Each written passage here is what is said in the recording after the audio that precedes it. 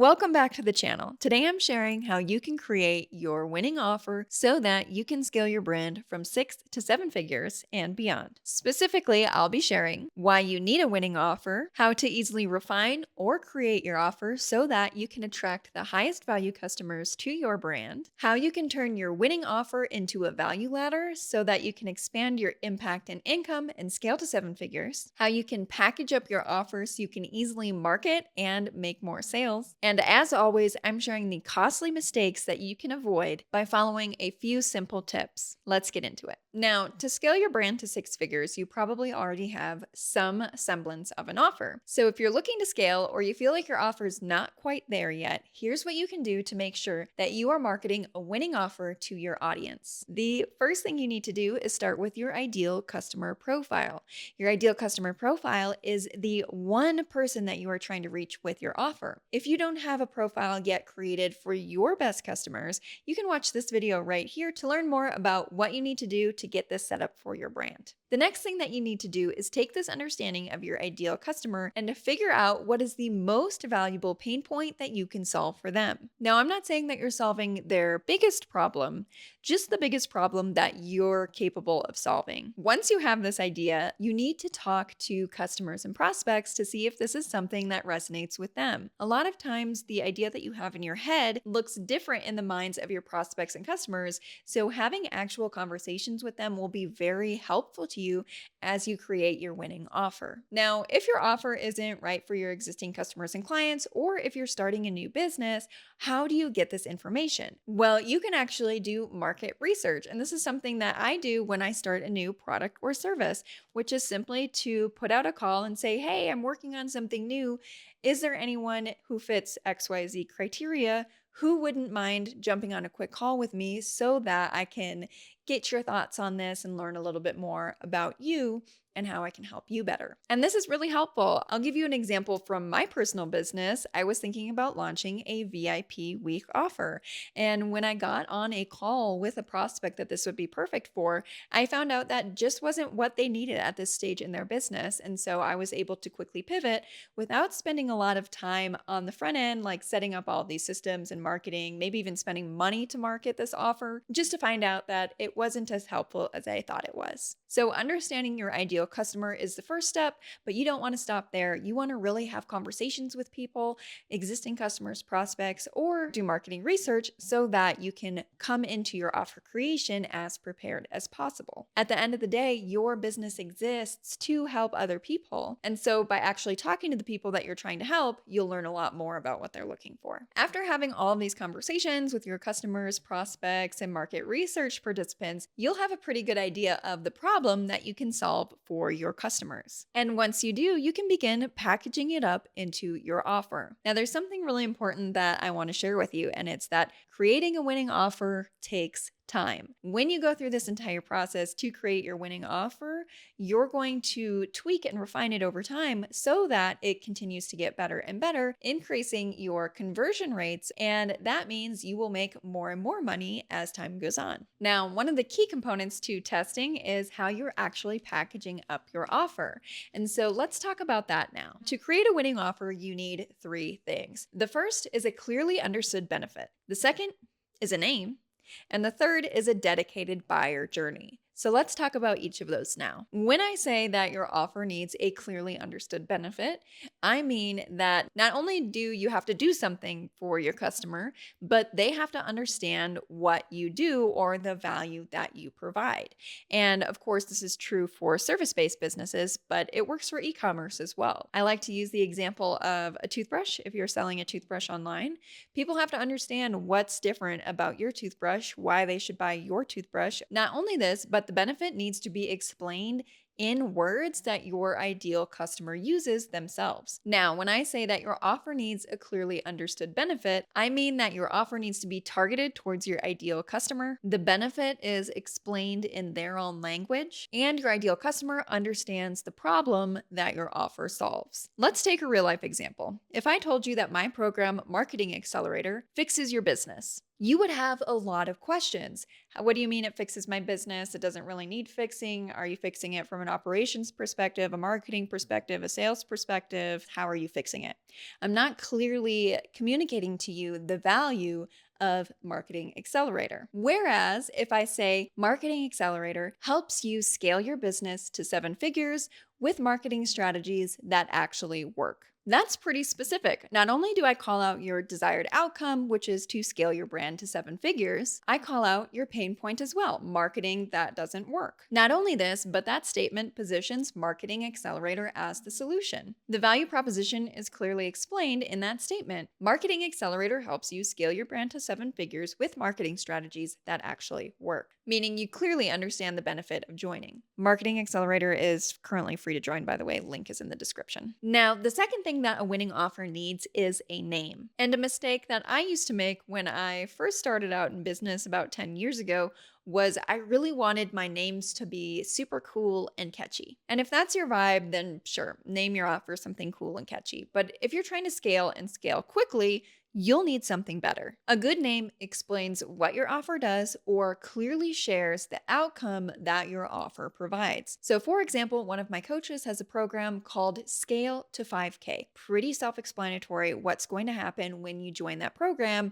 You're scaling your brand to make $5,000 in your business. The same is true with Marketing Accelerator. You're using marketing to accelerate your business growth. Now, the key here is to find the right name for your offer that isn't too boring, but also isn't too out there so people don't understand the value that you provide. And the third part of packaging up your offer is to create a dedicated buyer journey for that offer, meaning you have one offer for one ideal client who takes one journey with your brand, meaning a marketing funnel that's dedicated to your offer. And I talked a little bit about this in the first video in this series, but it's important for you to create different buyer journeys for different products and services that you offer. Different people care about different things when buying different offers, right? If I'm buying a coaching product from you, I care about different things than if I'm buying a course product. And so you want to treat each offer that you have separate and create a separate marketing funnel and buyer journey for each offer. But that's assuming you have more than one offer. And so I want to talk a little bit about that now. When you are scaling your brand, you want to be very methodical about when you are offering new products or services. But that's assuming you have multiple offers for your business. And I think this is a great time to talk about when it makes sense to introduce new offers to build out your value ladder. When you are scaling your business, there will naturally be a time when you look at your data and realize that there are maybe a few additional services or products that you can provide. And these could be to your existing customers or to new customers to expand your reach as an entrepreneur. And these are all really important observations to note down, because there will come a time when you want to build out your value ladder and introduce new product and service offerings to better serve these people. But we don't want to just add products and services for the sake of it. Anytime that you introduce an offer to your brand, it needs to be very thought through. One of the biggest mistakes that I see entrepreneurs making is creating too many offers too quickly. And when you do this, you don't have enough time to make sure that your winning offer is truly winning for you before you take your attention to your next offer. The more offers you have, the less effective you'll actually be able to sell any of them. So when it comes to building out your value ladder, you want to make sure that one, your winning offer is truly winning, and two, you have a great idea for another offer. Three, you need to make sure that you actually have time to build out that offer. Offers take a lot of time and testing to get right. And at the end of the day, adding more offers on your value ladder can help you scale quickly, but only if you introduce new offers slowly. So if you have one offer and you feel like you're really crushing it and you want to start diversifying those income streams, you need to make sure that you have enough dedicated time, energy, and effort to make your next offer as good as the first. Now let's talk about some of the costly mistakes that you can easily avoid when creating your offer. And the first one that I see is overcomplicating overcomplicating the offer. And this is something that I did when I first started out in consulting. I wanted to come into somebody's business and provide all of this value for them and solve all of their marketing problems. And so when I got on a sales call, I needed to break out, I kid you not, a flow sheet to explain how the entire program works. Here's what happens in the first 30 days. Here's what happens in the first 60 days. And I really needed to break down exactly what was going on because my offer was too complicated. And that's my fault. So, how can you take your offer and make it actually the most simple and digestible version of what you do so that your ideal customer understands what pain point it is that you solve? And this is where you'll hear a lot of coaches and marketers online talk about the importance of niching down into something that's so specialized and niche, people automatically know what you're offering. But the truth here is you can actually provide a more general version of that product.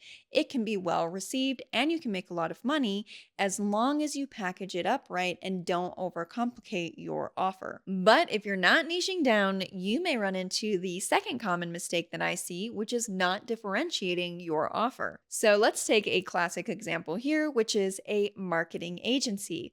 There are so many marketing agencies, they're essentially all interchangeable. So if you're starting a marketing agency, how are you going to stand out amongst all of the other marketing agencies? Well, you could start with understanding why agency models usually suck and aren't enjoyable from a business owner perspective, and you could market towards that. Or you could say, maybe there's a new way that I could solve a problem that an agency solves. Maybe instead of offering an agency model where we do everything, maybe we just do one thing and we do it well. Maybe you price different than the other agencies. A lot of advertising agencies price based on percentage of ad spend or the number of platforms managed. And maybe you could price your services based on performance. There are a whole host of ways for you to differentiate in your space. And one of the most impactful pieces of advice I've received here when it came to differentiation comes from Jesse Robluski, who I interviewed on my podcast. And he wrote an entire book on differentiation and how you can stand out. And I think one of the most important things to recognize here is your customers do not know every single one of your competitors. At most, they know you and maybe 6 others. An example that Jesse likes to use is water brands. There are so many different brands of bottled water, but pause the video right now and write down all the ones that come to mind. You're probably only going to remember a small handful. Maybe because I'm challenging you now, you'll remember a few more. But the moral of the story here is you just need to stand out amongst the competitors that your prospects are comparing you among. So by standing out in 1 or 2 really unique ways, you'll automatically stand out in the minds of your prospects. Now, the third common mistake that I see is overpricing or underpricing your offer. When it comes to pricing, the most common mistake that I see is underpricing products or services. But just because that's the most common doesn't mean that people don't also overprice their products or services. So it's a little tricky to get right, but over time you'll be able to test and find the right price point for your offer. The moral of the story here is don't settle on one price point just because you think it's the best. Make sure you take the time to test and actually find out what the best price is for your product or service. And speaking of testing, the fourth mistake I see is not testing your offer. I may sound like a broken record at this point because I say test everything, and it's so true.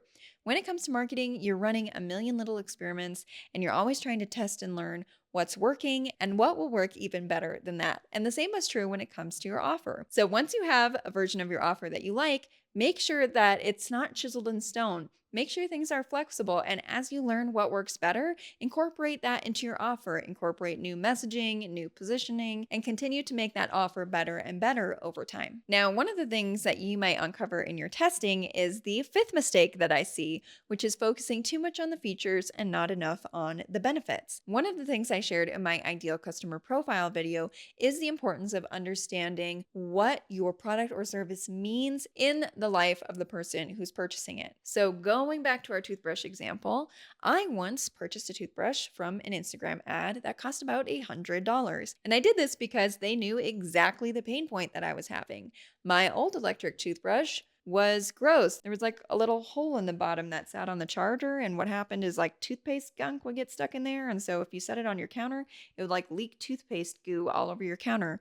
And it did this every day in and day out, no matter how well I rinsed my toothbrush. If I took the top off and rinsed it, if you have this toothbrush, you definitely know what I'm talking about. It's a problem. And so they showed that problem, and then they showed how their toothbrush doesn't have that problem. And not only that, but they knew that the charge on the toothbrush that I was using doesn't last that long. It lasted like maybe a couple days. And so if you go on vacation, you have to bring the whole charger setup with. This one doesn't do that. The charge lasts for like 30 days or 45 days.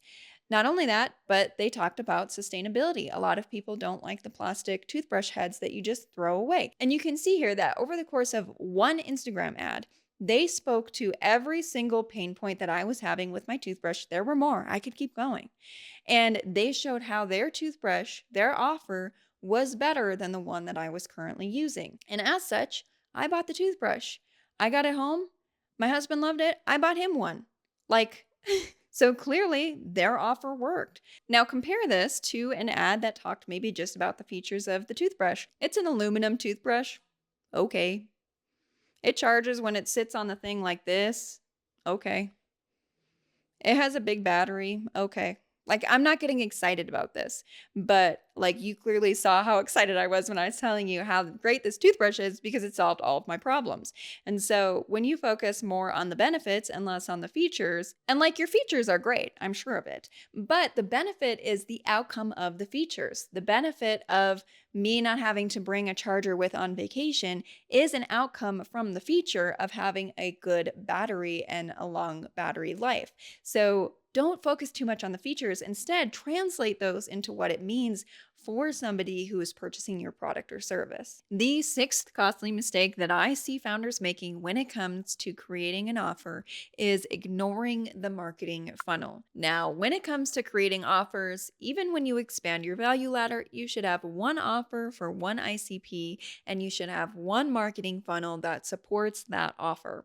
And so when you introduce your next offer, you need to create a new marketing funnel for that offer. Even if the next offer on your value ladder serves a very similar subset of customers, they're going to vary at least slightly from the ones that purchased your original offer. And so you need to make sure that you are taking the time and dedicating effort and resources to building out your marketing funnel. When you don't do this, one, your offer is just not going to sell as good as it could. But two, you're not going to have the dedicated learnings that you need to actually make your offer into a winning offer. And this dovetails with the next mistake, which is ignoring how your offer fits into the overall customer journey. When it comes to building a successful business, all of your success is built on how well you understand your customers and their needs. And so when you ignore one, the marketing funnel, people aren't going to find out and become a customer.